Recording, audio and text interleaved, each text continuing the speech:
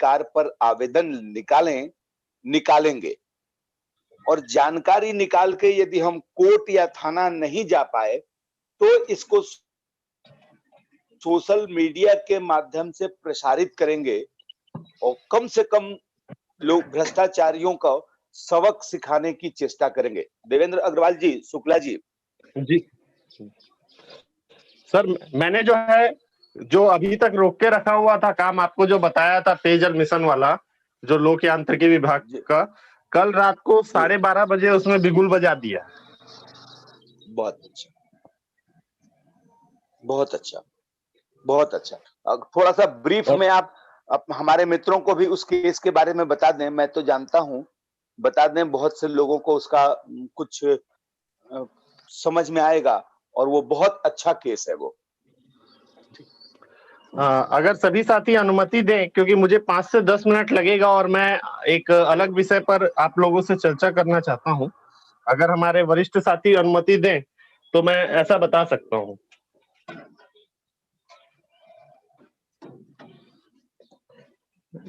शुक्ला जी, अनुमति है क्या?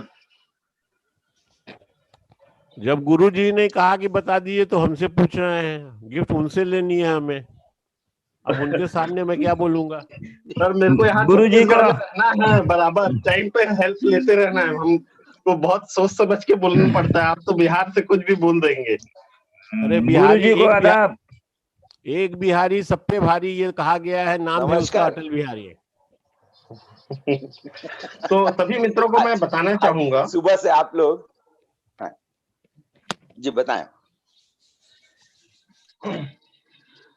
मैं सभी साथियों को बताना चाहूंगा कि हमारे स्वास्थ्य के लिए जो सबसे महत्वपूर्ण चीज है उसमें है स्वच्छ पानी भी। और जिस तरीके से लगातार बीमारियां बढ़ रही हैं, प्रदूषण बढ़ रहा है, हमें स्वच्छ पानी का और अभाव बढ़ते जा रहा है। जमीन पे वाटर लेवल नीचे होते जा रहे हैं, साफ पानी हमें मिल नहीं रहा है। जो पानी थे, जल स्रोत जितने भी थे, जिन भी तरीकों से जल स्रोत थे, सभी प्रदूषित होते जा रहे हैं। और हमारे शरीर में 70% से ऊपर पानी का बहुत अहम रोल होता है। इसको देखते हुए सरकार पिछले 20 वर्षों से एक जल जीवन मिशन पर काम कर रही थी, जिसमें अमली जामा कुछ समय पहले पहनाया गया है और लगभग 3.5 लाख करोड़ रुपए का बजट सेंट्रल गवर्नमेंट ने फाइनेंस करते हुए इंडिया में 3 साल के अंदर में स्वच्छ पेयजल, जो सुदूर और दूरांचल क्षेत्र के ग्रामीण क्षेत्र के लोग हैं, जहां पर साफ पानी पीने का नहीं पहुंच पा रहा है, उसके लिए एक विशेष कार्यक्रम शुरू किया है। इसकी शुरुआत बिहार से ही हुई थी। बिहार में ये जो स्कीम थी, इसको 20 साल पुरानी इस स्कीम को अमली जामा पहनाने का एक काम बिहार ने बेहतरीन तरीके से शुरू किया था, जो कि सभी राज्यों के लिए और राष्ट्र के लिए एक अवसर बन के आया। लेकिन इसमें एक दुविधा की बात यह आई, जब बड़ी रकम सरकार के द्वारा आवंटित होती है या व्यवस्थाएं की जाती हैं, तो इसमें भ्रष्टाचार का ग्रहण लगना एक बहुत आम सी बात हो गई है। लेकिन मैं इसमें इस बात को जोड़ना चाहूंगा कि अगर 3.5 लाख रुपए करोड़ का ये बजट गवर्नमेंट ने बनाया है, इसका अगर हमने एक एक पाई भी, कुछ भी अगर हमने बचाया तो एक बहुत बड़ी रकम होगी, जिससे और भी उन लोगों को जिनको पानी की सुविधाएं, स्वच्छ पानी पीने की सुविधाएं ना पहुंच पा रही हो, उन्हें भी पहुंच सकती है। लेकिन एक बहुत ही विषम परिस्थिति और विषम बात सामने आई मेरे पास छत्तीसगढ़ में। छत्तीसगढ़ में मैंने ये देखा कि लगभग 15,000 करोड़ का आवंटन हुआ है छत्तीसगढ़ को। इस 15,000 करोड़ को उसको 3 साल में पेयजल योजना पर दूरांचल और ग्रामीण क्षेत्रों के लिए काम करना है। और इसके अंदर सरकार ने एक एकदम अपने मनमाने तरीके से एक निविदा को बुलाया है। उस निविदा में उन्होंने एसओआर, एक मतलब पहले से फिक्स एक रेट को, एक स्टैंडर्ड रेट को पकड़ के मनमाने तरीके से रेट तय कर लिया। इसके लिए इन्होंने कोई निविदा नहीं बुलाई, निविदा में कोई प्राइस बीडिंग नहीं की, किसी भी तरीके से किसी इम्पैनल्ड कंपनी को नहीं पकड़ा। मनमाने तरीके से एलिजिबिलिटी तय करते हुए कुछ विशेष लोगों को लाभ पहुंचाने के लिए उस निविदा को तय कर दिया। उसके बाद जो नियम पहले से प्री बीड मीटिंग के दौरान तय किए गए थे उसको बदलते हुए बाकी लोगों को इम्पैनलमेंट के व्यू में ले आया, जिसमें उनके रेट को कोई भी मतलब एक तरीके से बोल लीजिए कोई भी उस पे किसी भी तरीके का बात प्रस्तुत ना करे, सभी लोगों को कुछ थोड़े बहुत काम मिल जाए और कुछ बड़े काम कुछ लोगों तक पहुंच जाए। इसके अंदर में अगर मैं आपको अभी तुरंत ही मैं एक चार्ट दिखा सकता हूं, मैं एक चार्ट दिखाता हूं आप लोगों को। बहुत ही गंदे तरीके से कार्यों का आवंटन हुआ। इन कार्यों के आवंटन में जो छत्तीसगढ़ के रहने और काम करने वाले जो व्यवसायी थे, जो उसको अच्छी तरीके से निपटा सकते थे, उन व्यवसायियों को बिल्कुल नजरअंदाज कर दिया गया। जो काम करने वाले बाहर से आए हुए बड़ी बड़ी कंपनियां थी, उनको अचानक से बहुत बड़े बड़े काम दे दिए गए और ऐसे ऐसे इलाके के दे दिए गए कि अगर वो ग्रामीण या इस तरफ के लोकल क्षेत्रों में काम हो तो बहुत बेहतरीन तरीके से काम हो सकता था। इस पैसों का हमने देखा कि इसमें कई सामानों के रेट दुगने तिगने कीमत में तय किए गए, जो मार्केट में प्रचलित रेट है। तो इस तरीके से इसमें बहुत सारी खामियां हमने देखी हैं, जिस पर पिछले 2-3 महीने से मैं वर्क कर रहा था। क्योंकि अभी 1.5 महीने से हम कार्यशाला में जुड़े हुए हैं, वो सारे काम हमने पेंडिंग कर रखे थे। अब पुनः उसको कल रात से मैंने 12:30 बजे से ही शुरू किया है। और जो भी साथी छत्तीसगढ़ से हैं या छत्तीसगढ़ के बाहर से भी हैं, मैं उन सभी को बताना चाहूंगा कि वो इसमें सक्रिय प्रयास करें, क्योंकि एक बहुत बड़ी राशि जिसका बंदरबाट करना बहुत आसान है, क्योंकि कुछ विभागों के काम करने की शैली और पद्धति ऐसी है जहां पे पैसों के बंदरबाट करने पर किसी भी तरीके का कोई लगाम लगा पाना आसान नहीं है। जिसमें से एक पेयजल विभाग, लोक यांत्रिकी विभाग है। मिश्रा जी, अगर आप इसमें कुछ बता सके, क्योंकि प्रकरण को मैंने आपको ज्यादा अच्छे तरीके से बताया है, क्योंकि मैं एक बहुत अच्छा वक्ता नहीं हूं, तो संभवतः मैं अपनी बात को अच्छे तरीके से रख ना पाऊं आप लोगों के सामने। अगर आप इसमें कुछ जोड़ सके तो बहुत आभार रहेगा। हमारे इस कार्यक्रम के सूत्रधार देवेंद्र अग्रवाल जी इस विषय पर बहुत गंभीरता पूर्वक और बहुत अच्छा काम कर रहे हैं। मुझे अभी से इनके लिए शुभकामनाएं हैं और मेरा ही नहीं, इस कार्यक्रम में जुड़े सभी लोगों की तरफ से देवेंद्र अग्रवाल जी को इस नेक कार्य के लिए शुभकामनाएं हैं और वो निश्चित रूप से आगे चल के सफल होंगे इसमें।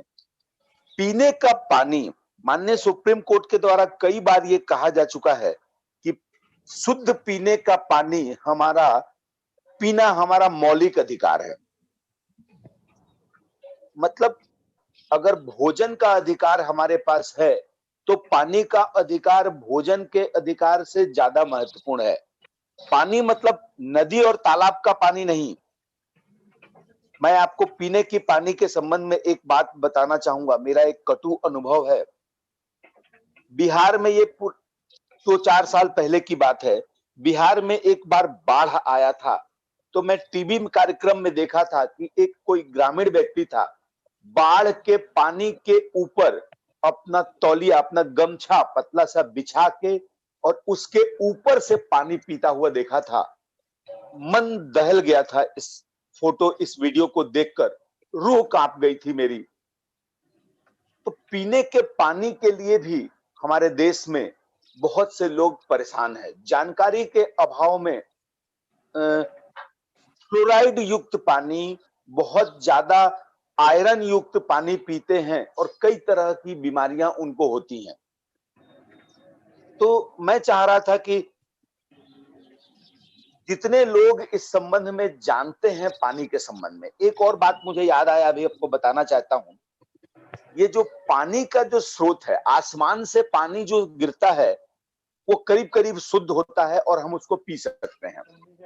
लेकिन आसमान से पानी अगर किसी तालाब या नदी में चला जाए तो वो बहुत सारे बैक्टीरिया और कीटाणुओं से मिश्रित हो जाता है और इस तरह का पानी हम लोग नहीं पी पाते।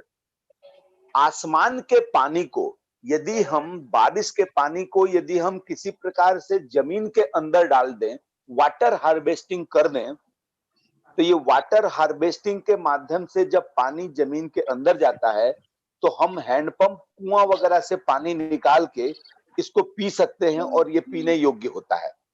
मैंने एक जनहित याचिका किया था, याचिका नंबर तो याद नहीं है, शेयर कर दूंगा उसको। रेन वाटर हार्वेस्टिंग सिस्टम के संबंध में आप सब ये बात महसूस करते होंगे कि हमारे शहरों में कंक्रीट होता जा रहा है।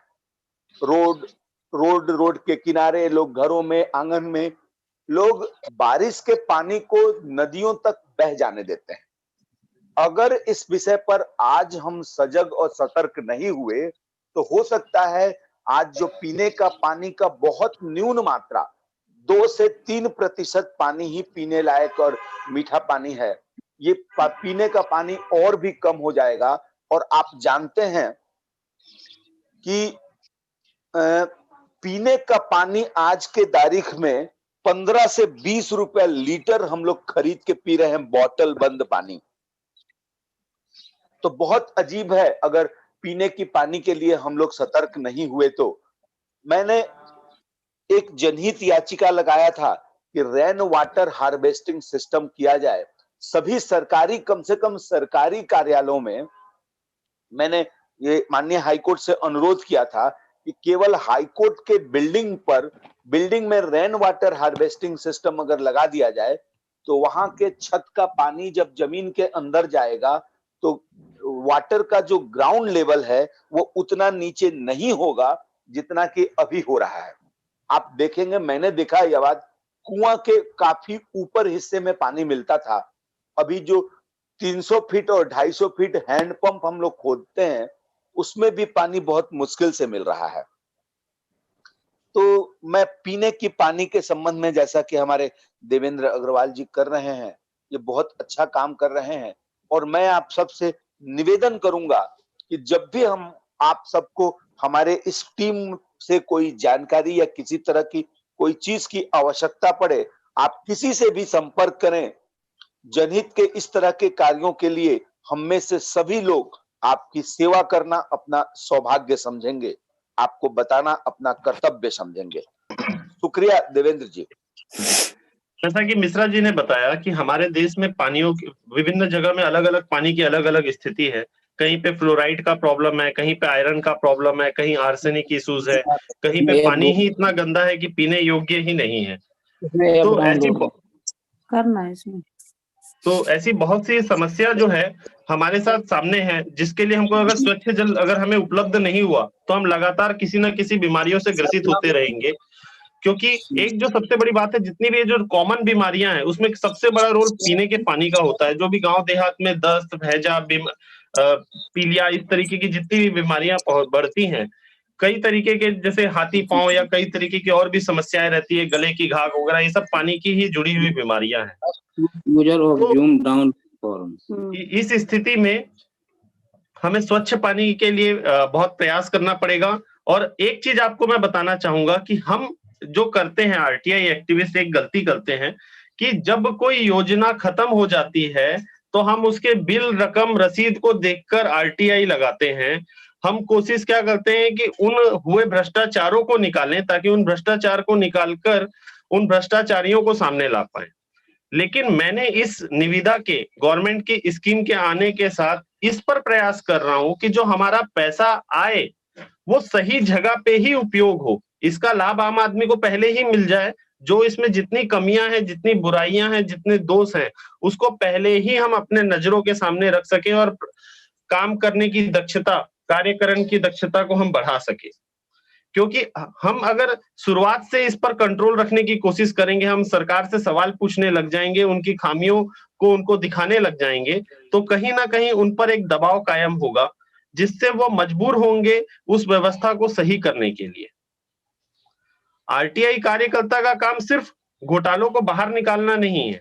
आरटीआई कार्यकर्ताओं का उद्देश्य उस योजनाओं को जन कल्याण तक पहुंचाना भी है। वाकई उसका उपयोग, जो पैसा हम बोलते हैं कि हमारे आम आदमी तक नहीं पहुंच पाता है, सरकार ने योजना तो बनाती है लेकिन उस योजना का लाभ आदमी तक नहीं पहुंच पाता है, तो उसमें कहीं ना कहीं हमारी गलती है।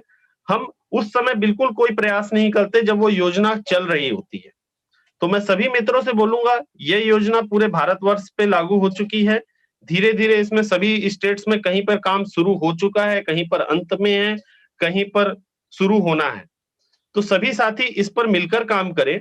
जैसे मैं अभी आपको निविदा में एक बात बता रहा हूं, जैसे छत्तीसगढ़ में निविदा हुई, इसमें निविदा में 13,386 करोड़ रुपए के लिए कार्य आवंटन की सूची बनाई गई है, जिसमें छत्तीसगढ़ के 1294 वेंडर को चयनित किया गया है और काम दिया गया है सिर्फ 3,000 करोड़ का। इसमें भी अगर आप देखें तो 1,000 से ज्यादा ऐसे लोग हैं, 1,000 कंपनियां, जिनका टोटल मिला के 500 करोड़ नहीं होगा। 294 लोगों को शेष 2,500 करोड़ का काम दिया गया है।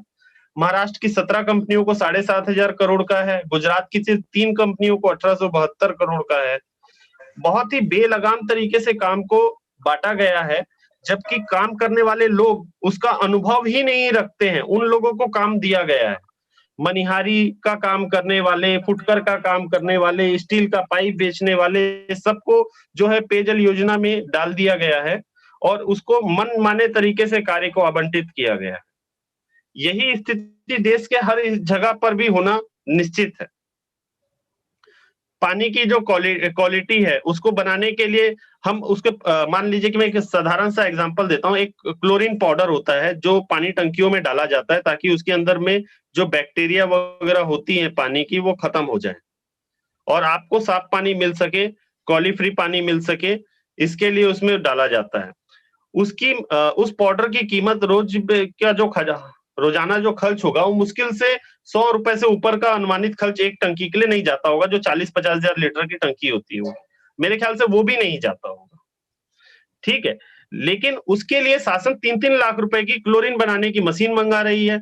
फिर वो मशीन की मरम्मत का इशू रहेगा, उसका मेंटेनेंस का इशू रहेगा, उस मशीन को रखने के लिए उसके घर बनाने का इशू रहेगा, उसको रखने के लिए आदमी रखने का इशू रहेगा।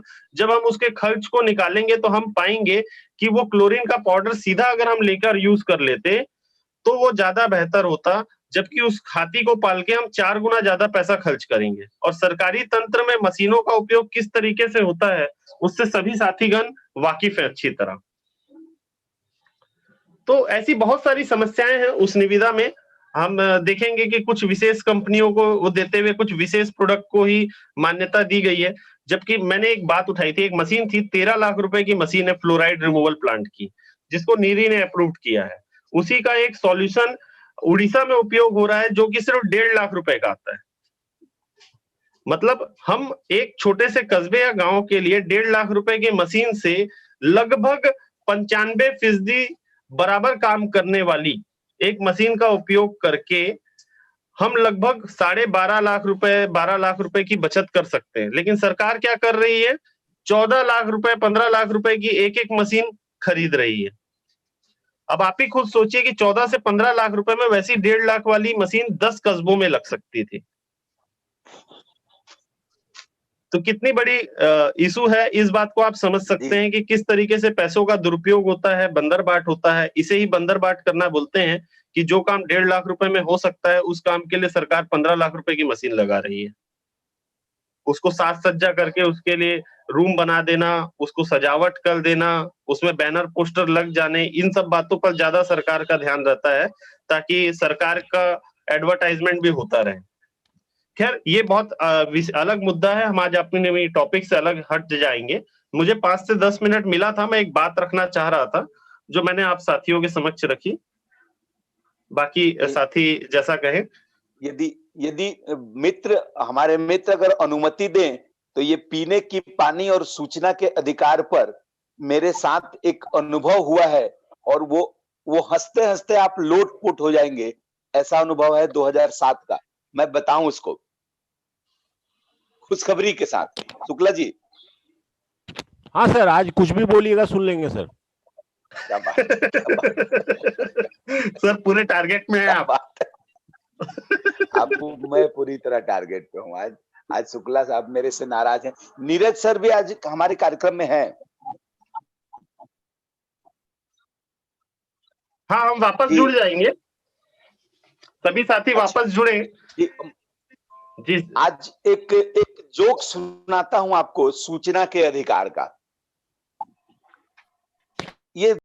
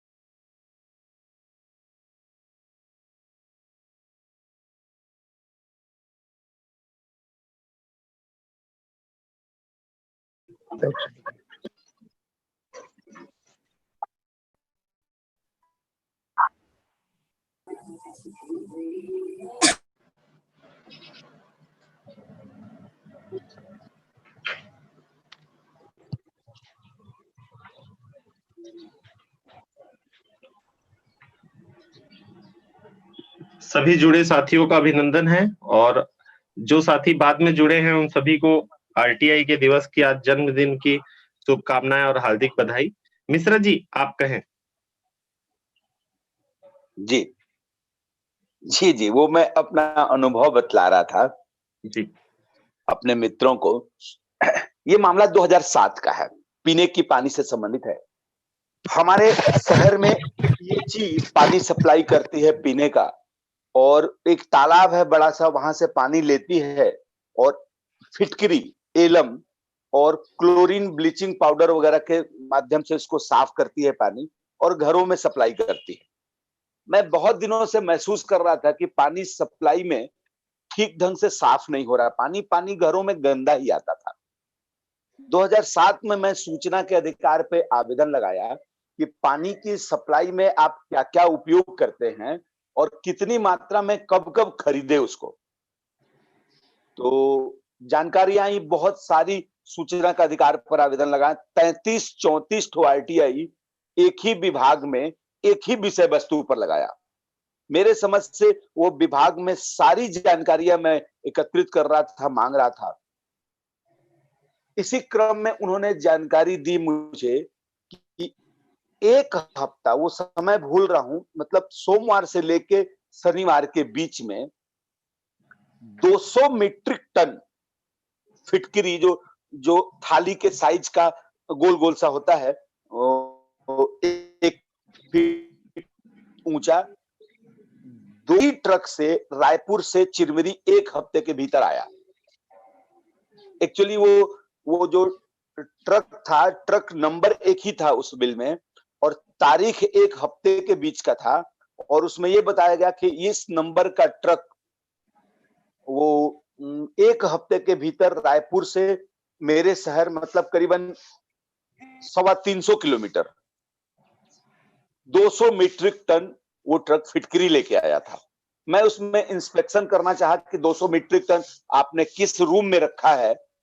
तो 200 मीट्रिक टन को रखने के लिए इन्होंने जो रूम दिखाया हमको, वो रूम आप जान के दंग रह जाएंगे, मुश्किल से 8 फीट बाई 10 फीट का था और 7 फीट ऊंचा। फिर मैं उस गाड़ी का डिटेल मांगा तो उन्होंने गाड़ी का डिटेल दिया कि इस नंबर की गाड़ी थी, वो किसी रायपुर के नंबर की गाड़ी बताई गई थी। जब मैं आरटीओ रायपुर से सूचना का अधिकार पर आवेदन लगा के उस गाड़ी का डिटेल मांगा, तो ये निकल के आया कि धमतरी के किसी साहू के नाम से वो गाड़ी रजिस्टर्ड है, और वो गाड़ी हीरो होंडा स्प्लेंडर है, और उसमें केवल 2 सवारी पासिंग है, 2 सवारी बैठ के यात्रा कर सकती है। और उस हीरो होंडा स्प्लेंडर से एक सप्ताह के भीतर 200 मीट्रिक टन, मतलब वो 3 बार वो गाड़ी आई एक सप्ताह के भीतर, 200 मीट्रिक टन फिटकरी हमारे शहर में लाया गया था। ये 200 मीट्रिक टन मतलब करीब करीब 66 मीट्रिक टन एक बार में लाया गया था। और मेरी जानकारी में ट्रक 66 मीट्रिक टन माल ढोने के लिए कोई ट्रक हमारे आसपास तो नहीं है, बड़े शहर को छोड़ दें, हमारे आसपास कोई ट्रक नहीं जो 66 मीट्रिक टन एक बार में ढोता। और एक हमें चक्कर रायपुर में लेकर भी मुमकिन था। ऐसे मामलों में मैं पूरी जानकारी इकट्ठा करके लोक आयोग को शिकायत किया। लोक आयोग करीबन 6 से 7 साल तक में जांच चली। उसके बाद लोक आयोग ने राज्य सरकार को अनुशंसा कर दिया, इस पर कार्रवाई करा, और राज्य सरकार आज 2020 तक इस शिकायत को अपने पास रोकी हुई है। वो लोक आयोग के अनुशंसा पर कोई कार्रवाई नहीं की। ये मेरा अनुभव है, ये कटु कह लीजिए या अच्छा अनुभव कह लीजिए, अभी तक ये मामला पेंडिंग है और कुछ दिनों तक उसके बाद पानी हमारे घरों में अच्छा आने लगा था, लेकिन बाद में फिर ज्यों की त्यों स्थिति हो गई। शुक्रिया देवेंद्र जी। शुक्ला जी। हाँ सर, आपके यहाँ तो सर फिटकरी नापी गई मोटरसाइकिल पे, हमारे यहाँ तो पशुओं को लाद के पहुंचा दिया गया सर, वो ये भी एक नहीं न जाने कितने। तो बिहार सब में आगे है सर, और ये जो बात आप बता रहे हैं उसमें झारखंड नहीं बना होगा, मेरा पूर्ण विश्वास है उसमें झारखंड नहीं बना होगा सर। तो हाँ, नहीं बना। बहुत विचित्र स्थिति है, बहुत व्याकुल करने वाली स्थिति है कि हमारे देश को लोग अंदर से खोखला बना रहे हैं। बहुत दुख होता है कि वो इस बात को बिल्कुल नजरअंदाज कर देते हैं कि क्या चीज लोकहित का विषय है, क्या चीज हमारे आम भाइयों तक, मित्रों तक पहुंचना चाहिए। वो किस कदर इतने नीचे हो गया है उनकी सोच का स्तर, वाकई बहुत तरस आता है। देवेंद्र जी, जो आप मुझे आज सारे खुशी के माहौल में, आज खुशी के माहौल में मुझे ये तो नहीं कहना चाहिए, सर हाल था। लेकिन कह रहा हूं बहुत तकलीफ और पीड़ा के साथ में कि बहुत दुर्भाग्य है, क्या इस देश के भ्रष्ट कौन गया है? लोगों को ये पता नहीं है कि ये तरीके से भ्रष्टाचार कर दवा बनाई जा रही है, उस दवा को उस परिवार के, उसके बच्चे, उसके माता पिता भी सेवन कर सकते हैं। सर सभी को पता है। क्या हम अपने माँ के साथ अत्याचार कर सकते हैं? क्या अपने माँ का शरीर का मांस नोच कर खा सकते हैं?